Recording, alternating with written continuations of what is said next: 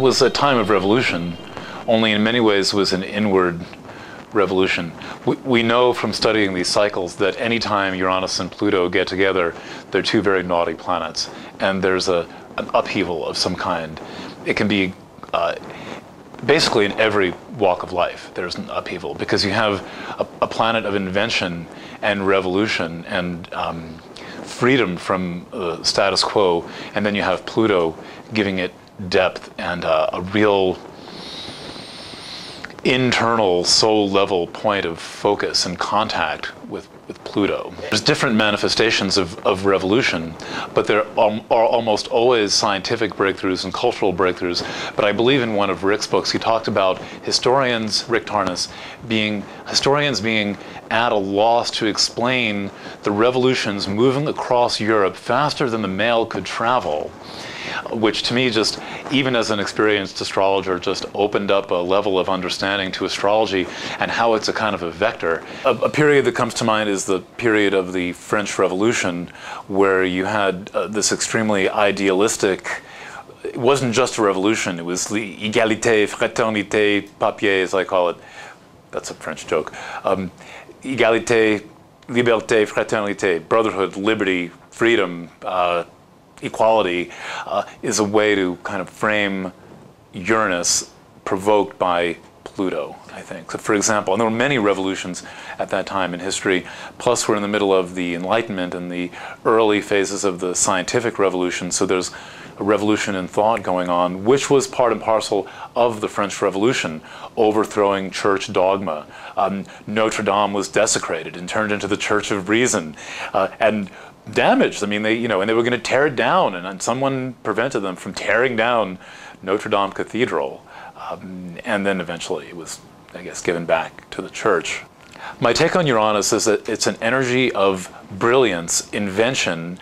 It's a light that blazes through the darkness of stuffy old ideas about what was. And if you accept the Promethean approach to Uranus, which I happen to like that archetype a lot as a way to describe Uranus, Promethean means forward thinking. And so Uranus is certainly a forward-thinking kind of energy. It's one reason why it's associated with inventions. To wit, the airplane. The first flight of an airplane at Kitty Hawk was, I believe, a Uranus-Sun conjunction in Sagittarius with Aquarius rising. I mean, it's like, well, that's a pretty good description of the Uranian archetype. These guys were brave and determined and inventive and in a way revolutionaries. To get off the ground, I mean, that's pretty cool. But they were bicycle guys. It wasn't like Henry Ford who made the airplane. So in a way there may be a simplicity to Uranus where it has a kind of a sweeping quality to it. A touch of Occam's razor, that a simple solution is the solution to work with. The word concentrated comes to mind. Pluto seems to be like a very focalized lens that brings experience in a concentrated but sometimes unconscious way. Often it works below awareness and moves awareness without one necessarily really being aware of it. It's closer in energy to Neptune, I think, than most people have observed, because it's got this ubiquitous quality. It's so large, it's so all-encompassing. And what I find that it does is it moves growth rapidly. It creates necessity that facilitates the movement of growth, and it does a very good job of taking us from one phase of life to another. I don't think that Pluto's been excluded as a planet. Rather, I think it's the most dramatic and well-established proving of the efficacy and power of minor planets, because Pluto has almost all characteristics of a minor planet. How steep it approaches the ecliptic, the size, how different it is than other planets, the weird long ellipse that it has. It's more like Chiron than it is like any other planet. So it has an a visitor quality to it, an exterior quality to it, and I think that it demonstrates that we need to really pay attention to small bodies. Now, the designation of Pluto as a dwarf planet, I think, has an important symbolic value, because what it did was it took the presumed edge of the solar system, the edge of reality. One of the ways I think of these progressions of discoveries from Uranus on out through Neptune is a conceptualization of the edge. And so through the 20th century, which Pluto really was the 20th century edge, we had, I call it the death works phase of human history, where when in doubt, just try death. And what I like about, well, defining Eris as the edge at least puts us into a human realm, and it reminds us how chaotic our conception of the personality has become. And so what's Eris? Eris is the largest minor planet. It was discovered in 2005, and it's currently the most distant object known from the Sun. And it has a big designation because it is bigger than Pluto. And so because it's bigger than Pluto, it forced the question of what is a planet, what is not a planet. And there was a big fuss in the summer of 2006, and the solar system was, in effect, organized for the first time, and the term planet was defined for the first time.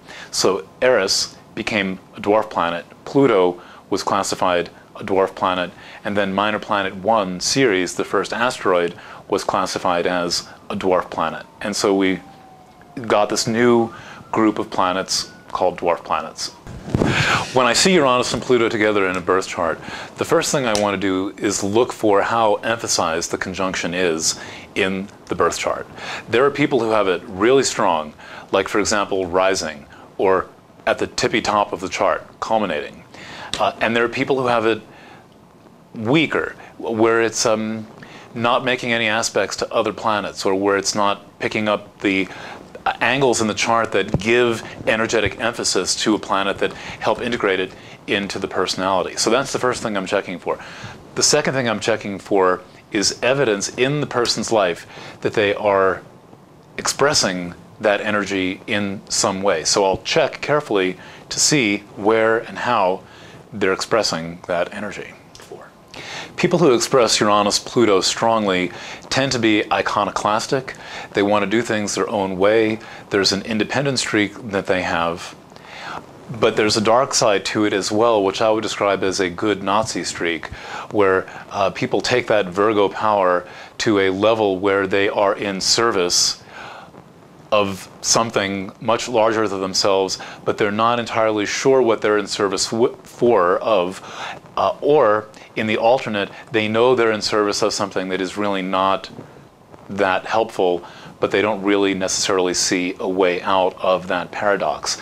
And my sense is that people are having an activation of Uranus-Pluto now. A lot are going through their Uranian oppositions, and so we're seeing Uranus aspecting, repeating, in a sense, the astrology of their birth, and so there's a stirring to life of this aspect, and it's largely manifesting as life mission questions. What do I really do? Wow, I've succeeded in my career. I've done all this stuff. I've built a life myself. Wow, I've got a hybrid SUV, but I really need to do something that expresses my true calling on the planet.